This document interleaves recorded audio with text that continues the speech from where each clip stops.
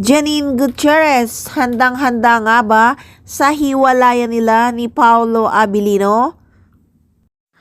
Kalat na naman kasi na split na naman daw sina Paolo Abilino at Janine Gutierrez. Ayon sa mga chismoso't chismosa ay may nakarating na naman daw sa kanila na split na naman daw silang dalawa.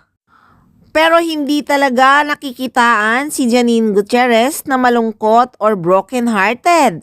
Masaya siya palagi. In short, she seems fine kahit wala si Paolo Abilino sa buhay niya. Kaya naman ang kanyang amang si Monching ay talagang may tiwala kay Janine Gutierrez pagdating sa kanyang love life. Alam na alam niyang kayang-kayang i-handle ng kanyang anak ang kanyang buhay, pag-ibig.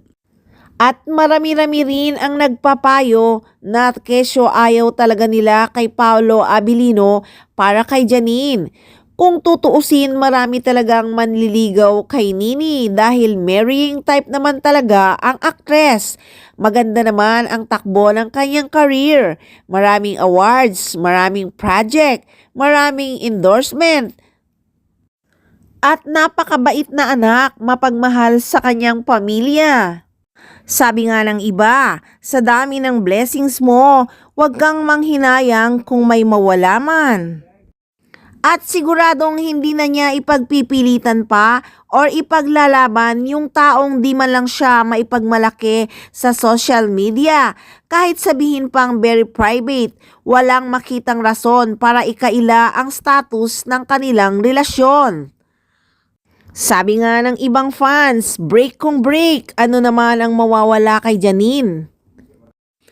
Kaya sa mga fans ng Paunin, ihanda na rin ang sarili. Huwag ma-depress or malungkot. Kung mangyari man na maghiwalay talaga ang Paunin, baka naman talagang may better pa na darating sa buhay ni Nini.